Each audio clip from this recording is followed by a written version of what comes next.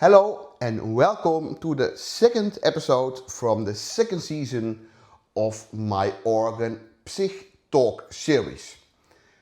If you're new here, my name is Schalkwijk. I'm living in the southern part of the Netherlands, and during the day I'm a psychology and ethics professional within the Dutch Armed Forces, and in the evening and on all other occasions I'm an organist, a creating organist and a performing organist. But today I don't gonna play. I'm gonna talk about music, combining my day job and my love for music. And the title from today's episode is Dealing with Disappointment, a survival guide for organists. You see, I have a script, and the reason for my script is I'm a Dutchman and my native language is Dutch and not English, and I hate to cut in my videos. I want to record my videos in one take, so to prevent myself from making too much errors in the English language, I use a script so I can watch a bit. Because I don't want to disappoint myself about the quality of this video. It's a difficult subject. Disappointment is very human, and disappointment is a fact of life in all aspects of life. We have to deal with disappointments about health, about security, about wealth, about all kinds of things. It's a very human emotion and frequently discomforting. And today we're going to focus on our lives as organists and how to deal with disappointment in our lives as organists. And whether you are a church organist, a concert performer, a passionate amateur, disappointment will find you. It's not a sign of failure. It's a sign that you care. And today I want to talk about 6 forms of disappointment that in the life of an organist and how to deal with them constructively. That's a difficult English word, constructively, but an important word. So let's go on with the first form, and I have called it disappointment about your musical progress. And I like to use myself as a subject in this series. So I have thought about it myself. Am I sometimes disappointed with my progress? Of course. You can go to episode 1 from this series, from the second series. One of the things I'm disappointed in is that I struggle with accidentals, that I sometimes struggle with pedaling, with trio playing, with fugues, with music that I really, really want to play, but each time I cross a mental blockage to go on. So yeah, I know the feeling of disappointment about musical progress. And I wrote, you work hard, you practice, you listen, you refine, and yet you feel stuck. Your fingers don't obey and your interpretations sound flat. And first of all, I'm not here as a music teacher. I don't give music lessons, and I don't. I'm a teacher. Some of you will know I'm a teacher in math and in science. That's my first academic study that I did, but I'm not a teacher in music. But my good friends Ausra and Vidas, they'll always practice and miracles happen. And about musical progress, of course, that's the most important tip. Practice, and miracles will happen. But sometimes that's not enough. And why? Why is that? That's because progress in music is non-linear. Um, Sometimes you are on a plateau and you're stuck. So it doesn't go that way. It goes flat and then you are a bit higher and a bit higher. That's the way how you grow in music practice. And that's because our brain needs time to rewire our motor skills. And sometimes it does so in silence without immediate results. That's interesting to learn. So you practice, and meanwhile your brain is adapting and evolving and learning, but your brain is not yet ready to steer your hands and feet in the right direction. But that doesn't mean nothing is happening. There's happening a lot, but only you don't feel it yet. How to overcome this? It's important to start tracking your progress backwards instead of forwards. So instead of focusing on where you're not, revisited recordings of practice notes from 6 months ago. Growth becomes visible inside. So look backwards. And I do that frequently, and it really works. It's even the reason why I sometimes re-record a piece and re-upload it, because my skills have grown over time. And no, I don't delete my old recordings that often are less well played, because it's important to look back, because then you can track progress. So musicians, amateurs or professionals who take down old recordings because they think they are now way better than in the past, don't help themselves and give a very bad example to others. So and certainly if you are a professional organist, please leave it. Leave it. Great examples for us, so that you can see that you really can grow in your music. So that's one. And the second one is celebrate micro milestones. And that you finally conquer a specific section in a piece. Celebrate it. You don't have to wait until you master the whole piece. So again, 2 important tips. 3, first of all, practice, because miracles happen. That's a quote from my friends. The second one is start tracking progress backwards. And the third one is celebrate micro milestones. That's this one. Let's go to the other one, to the next one, and that's a bit coupled with the first one, and that's disappointment about your performance.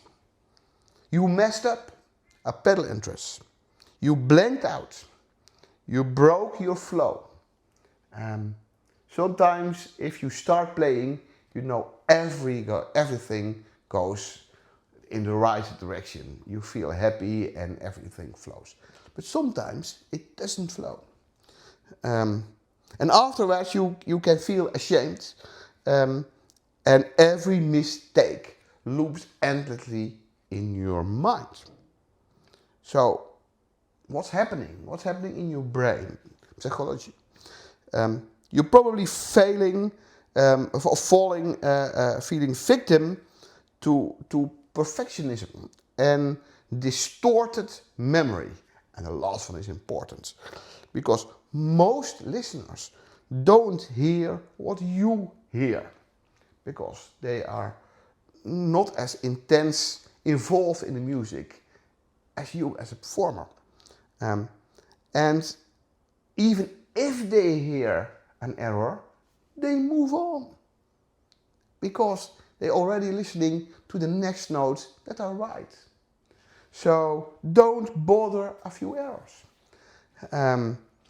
And it's important because if you are stuck by your errors, that's not good for your self-confidence. So let it go. So important is to reframe your performance as a story, not as a test. A story can have pauses, twists, and even stumbles, but it remains compelling. But don't see it as a test of your skills. What you also can do is use post-performance rituals. Write down 3 things that went well and 1 thing to improve. And then let it go. And even if that's one choice. Another choice is to just write down the things that you loved about your performance. That's an advice that I give in my daily practice. Sometimes I talk with people that experiencing bad things in their lives, especially in the military. Sometimes people see things that are disturbing or very nasty, and I often give advice: keep a diary and write down 3 good things that overcame you this day. And then you get a notebook with all kinds of positive things. And if you compare that with negative things, it helps you to stay at the positive side of life. So that's disappointment about your performances. The third one is disappointment over difficult collaboration with clergy. It's something I frequently read about on Facebook and other kinds of media. Example, you offer music IDs, they are dismissed. You ask to play inappropriate hymns. A couple gets married and they want you to play music from pop stars, and the pastor, the priest, the vicar thinks that's a good idea, and you are an organist and you think, nah, that's not my thing. And next thing is there's no curiosity about your craft. You are just there, but don't get much attention from the people around you, and especially from the clergy. This one can hurt big time because it often strikes at the heart of your calling as a professional, as an organist. As an organist, you want to be part of the community, part of all what's going on. And what here is important is the first tip is practice the boundary settings and build budgets selectively. So you have to think about which bridges are important and where do I have to build and where do I not want to give my energy to. And don't expect everyone to appreciate your role. Instead, identify 1 or 2 allies within the church community who do understand your value. And also be curious about their pressures. Clergy often juggle expectations too. Sometimes disappointment stems from misaligned roles, not malice. And if you are living in the Netherlands, we are free in our approach to others. We like to speak frank and boldly about our concerns. And it helps. Just talk about it. Talk that you are feeling not much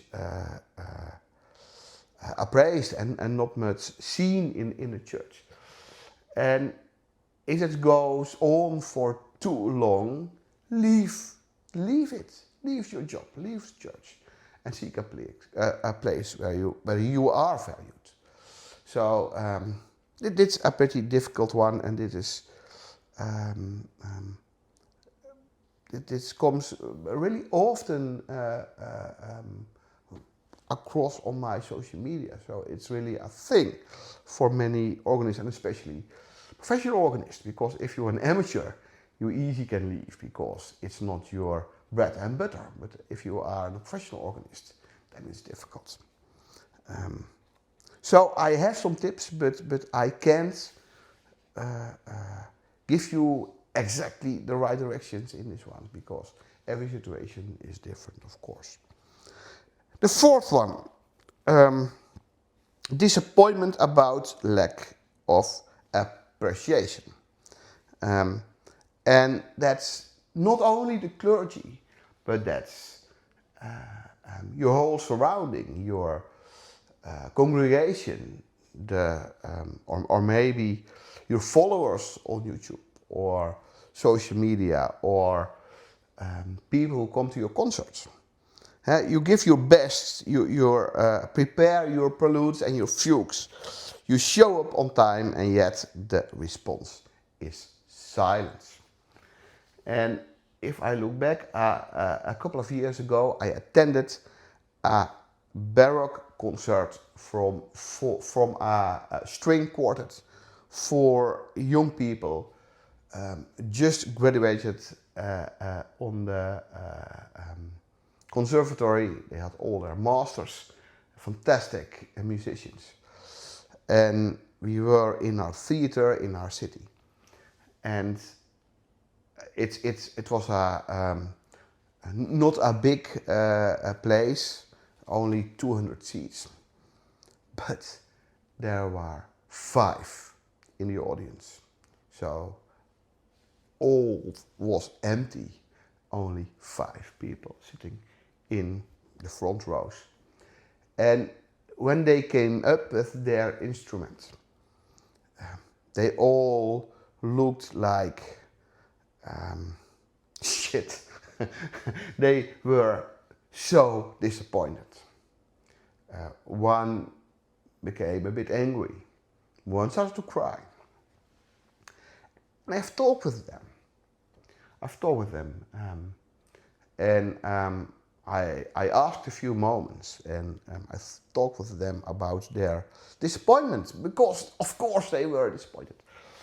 And I said to them, you are disappointed, and I would be disappointed too in this situation.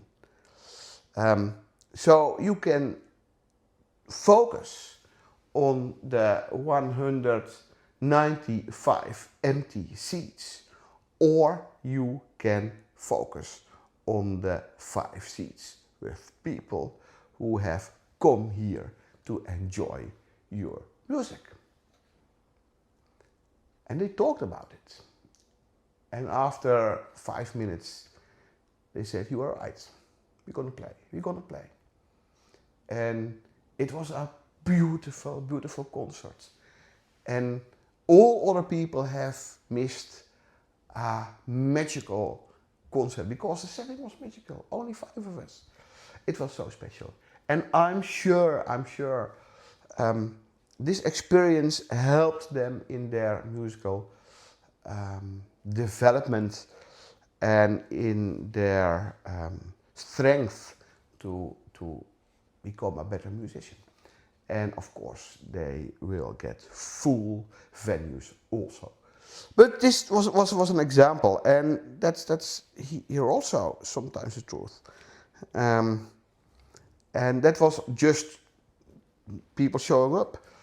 But as organists, we also have to deal with comments about the volume and not the beauty.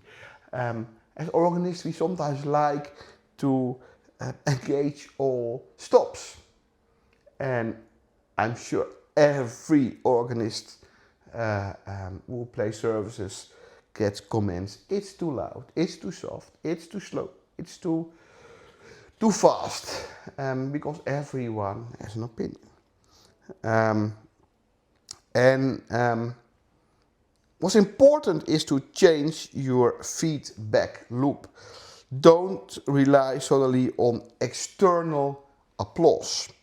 Create a system of self-recognition and peer feedback. So record yourself occasionally or often, like I do, and invite feedback from fellow musicians you respect. That can help you. And remember, in many church settings, silence is reverence. Is that the right way to pronounce it? Reverence? I hope so. People are touched by your music, but they just don't say it. So probably you are much more appreciated as you think. Only people doesn't speak up to you about it. And it's the same with if you are an online music. Most of my music practice happens online, and I get a lot of views, but only a handful of people comment on my music, and that's the case for almost all YouTube organists. And that's not a problem. I love the people who comment. They are very dear to me. But at the same time, I also know that there are lots of people who like my music but just don't comment. And that's fine. That's fine. Okay, let's go to point number 5. Disappointment in yourself. Disappointment in yourself because you feel jealous. Now we have two feelings that are difficult. Disappointment and a feeling of being jealous. Example, you see another organist with 100,000 followers on YouTube. And I know them, and you know them also, probably. Or you know an organist with a thick recording contract with a marketing team. Or one who plays a cathedral organ where you are stuck with a squeaky tracker organ or an electronic organ. And then you feel it. Jealousy. Followed by shame. Because you remember your last concert where you only had 10 elderly people in a church or a concert venue. Yeah, that happens sometimes. But remember the point that I told earlier. You always have to focus on the people who are there and not on the people who aren't there. Because the people who are there are coming from you. And you have to deliver to them. Because that's your task as a musician.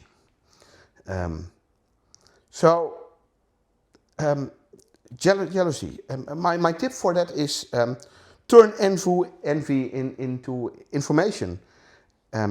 Jealousy tells you what you desire. Instead of suppressing it, use it as a mirror. And what exactly are you longing for? Exposure, recognition, freedom. And then ask, what small step can I take forward that goal on my terms? And also remind yourself of this paradox. Some people envy you without you knowing. And an example is about cars or houses. Sometimes I see people driving in beautiful cars. My dream car is a black Range Rover. I love the car. But they are very expensive. So sometimes I dream of such a car. And I'm jealous of people who have the money to buy such a car. But I'm just a poor government employee playing organ, so I can't afford myself such a car.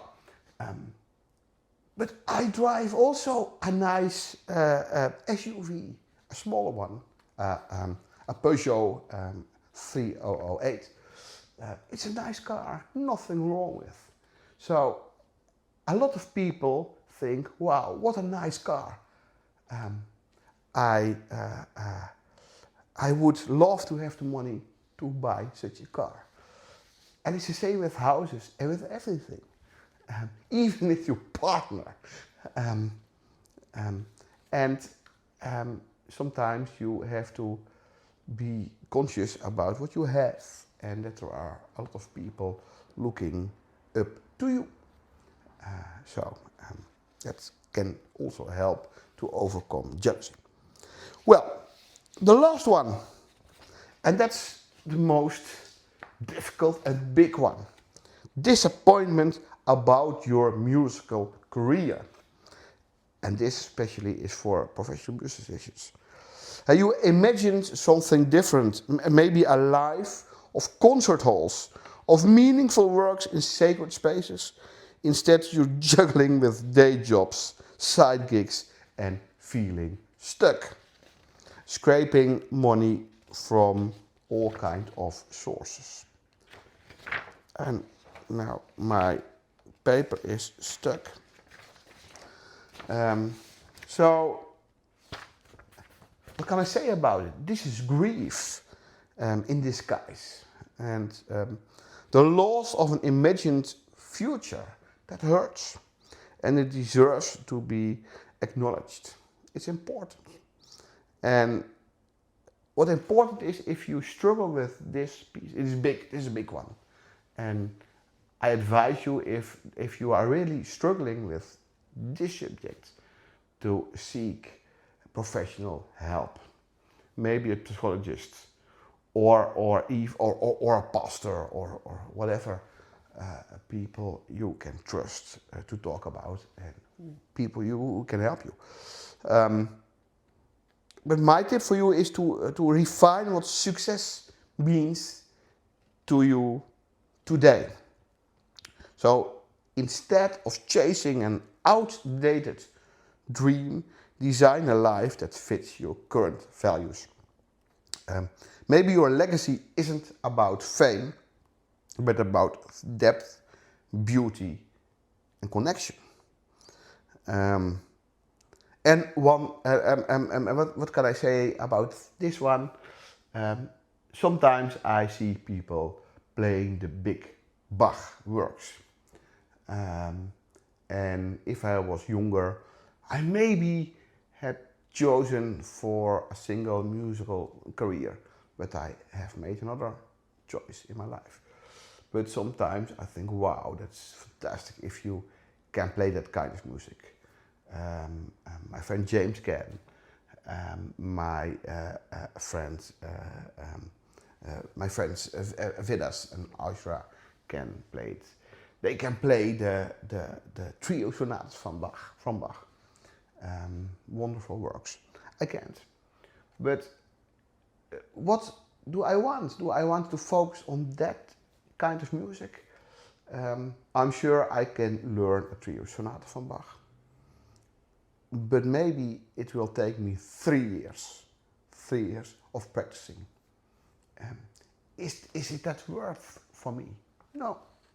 Because my skills and my value are different. My value is to discover hidden and forgotten music and composers. And that can also be works of Bach, of course, and Guillaume and whatever famous organists, but also from componists who are forgotten in the past. That's my value. That doesn't say that I don't want to practice difficult stuff, but that's not my core value. So my legacy is not about playing the big Bach works. My legacy is to play and to undisclose forgotten music. And one last thing about this point, your career is still unfolding. So just don't judge Act 2 while you are in the middle of it. You are still in the act. So don't judge and underqualify yourself. That doesn't help you.